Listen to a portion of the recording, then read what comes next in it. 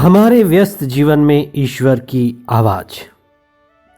हमारा जीवन एक उत्सव है और जब ईश्वर हमारे साथ है तो महोत्सव है, महाउत्सव है। ईश्वर का एक नाम है यहोवा जायरा, प्रभु प्रबंध करता है।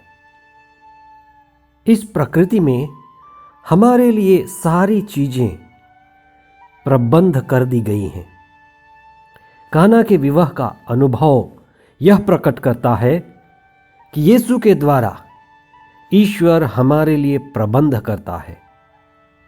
प्रभु चाहता है कि हम अपना काम करें जो हम कर सकते हैं।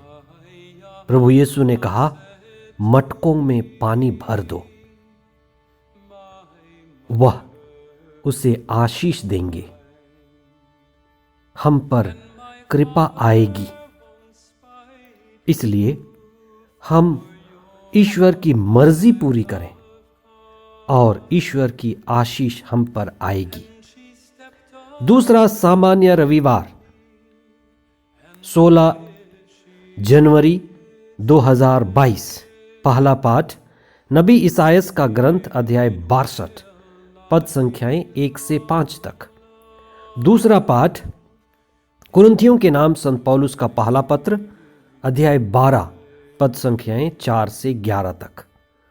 संत योहन का सुसमाचार अध्याय 2 पद संख्याएं 1 से 12 तक।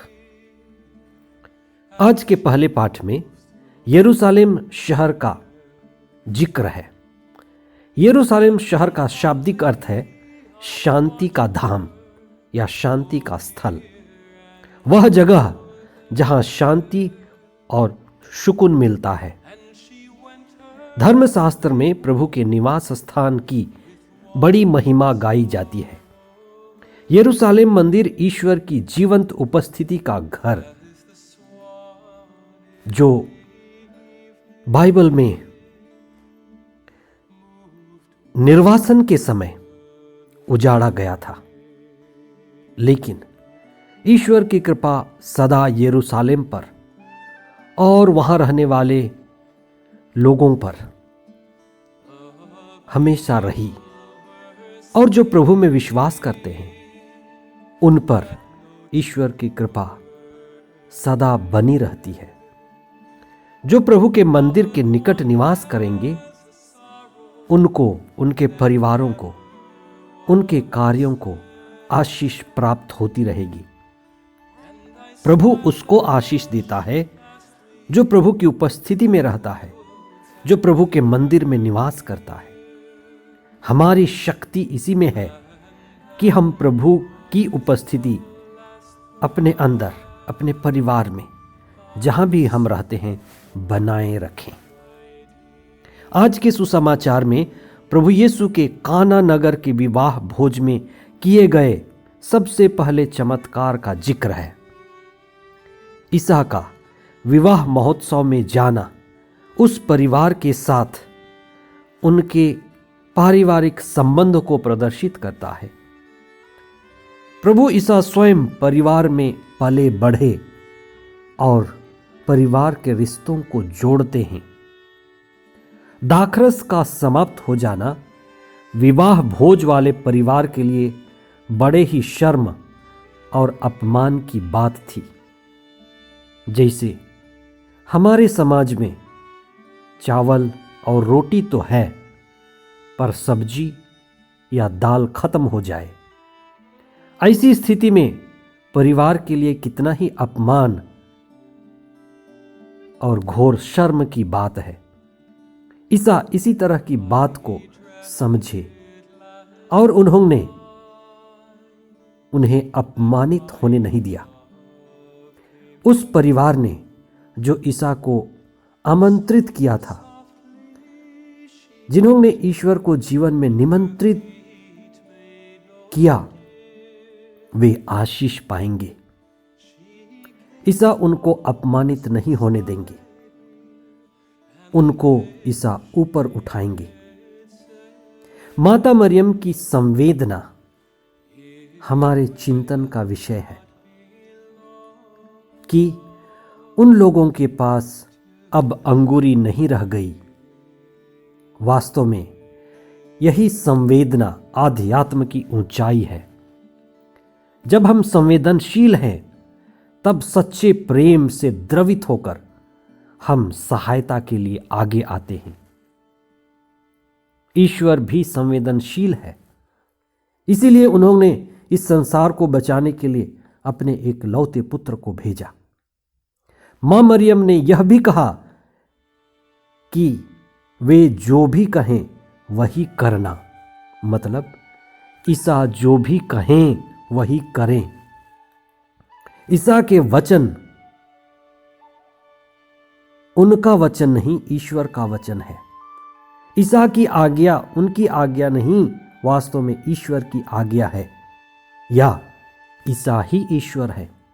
उनका निर्देश ईश्वर का निर्देश है। ईसा की आज्ञा ईश्वर की आज्ञा है। इसलिए इस कथन में हमारा पूरा विश्वास का रहस्य छिपा हुआ है कि ईसा जो भी कहें वही करना। उनके वचन में, उनके सब कुछ में ईश्वर का चेहरा छिपा हुआ है। इसलिए वे जो भी कहेंगे वह पूरा होगा। ईसा ने कहा, मटकों में पानी भर दो। उन्होंने ये नहीं कहा मटकों में अंगूरी डालो। ईश्वर चाहता है कि जो हम कर सकते हैं वही करें, बाकी वे ईश्वर के हाथों में छोड़ दें, समर्पित करें। हमें उनकी मर्जी पूरी करनी है और वे हमें आशीर्वाद देंगे। ईसा जिसने अपना पहला चिन्ह दिखाया, पानी को दाखरस में बदल दिया, उसी तरह उनका अंतिम चिन्ह व चमत्कार जिसे हमें समझना सबसे जरूरी है, ईसा ने अपने ही रक्त को, अपने ही लोहू को, स्वयं को देकर जीवन का पेय बना दिया, स्वयं को हमारे लिए अर्पित किया। इसे ले लो और इसे पी लो, ये नवीन विधान का रक्त है। यह पहला चमत्कार एक मात्र चमत्कार नहीं है, लेकिन यह एक गहरा संकेत था कि वे सारे संसार को अपनी अंतिम विदाई तक अपने साथ कर लेंगे और वे जिस महोत्सव में भाग लिए थे उसका अंतिम महोत्सव उनकी आखिरी ब्यालू होगी, जहां वे स्वयं को संसार की मुक्ति के लिए पूरी तरह से समर्पित कर देंगे। आइए हम पवित्र आत्मा से प्रार्थना करें कि हम उनके इस संदेश को समझ पाएं। आज के दूसरे पाठ में प्रभु का वचन कहता है कि ईश्वर के आत्मा के द्वारा हर तरह के वरदान हमें मिले हैं। हमारे परिवार में, समुदाय में, कलीसिया में, जहां भी हम रहते हैं, लोगों को अलग अलग वरदान मिले हैं। किसी को सेवा का, किसी को भक्ति का, किसी को बोलने का, किसी को कार्य करने का, पर ये सारे वरदान हमारे सामूहिक विकास के लिए है, एक दूसरे की मदद के लिए है, समाज के उत्थान के लिए है। इसलिए आपको जो भी वरदान मिला है उसको समुदाय की भलाई के लिए उपयोग करें। मुझे, आपको, हर किसी को जो भी वरदान मिला है वह वरदान ईश्वर की ओर से है और सबकी भलाई के लिए है। हम इस बात को समझें। सारे वरदान ईश्वर के द्वारा आते हैं और समाज की भलाई के लिए आते हैं। आइए हम प्रार्थना करें। हे प्रभु, हमारे जीवन के उत्सव में हमारे साथ रहिए।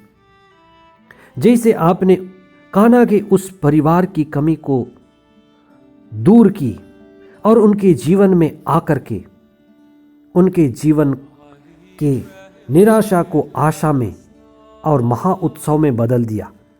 अपनी उपस्थिति से और पवित्र आत्मा की संगति के द्वारा हमारे जीवन को भी एक उत्सव बनने दीजिए। हमें आशीर्वाद दीजिए कि हम आध्यात्म की ऊंचाई में उठते जाएं, जिससे हम रोज दिन की प्रार्थना, मिस्सा बलिदान और उसके रहस्य, जहां आप अपने रक्त को हमारे लिए देते हैं, हमारे सभी पापों को क्षमा करते हैं और हमें अनंत जीवन में प्रवेश करने का अधिकार देते हैं, हमें आपके आत्मा की शक्ति, सामर्थ्य और प्रकाश मिलती रहे। हमें पवित्र आत्मा का प्रज्ञा मिले। ये प्रार्थना हम करते हैं हमारे प्रभु ख्रिस्त के द्वारा। आमीन।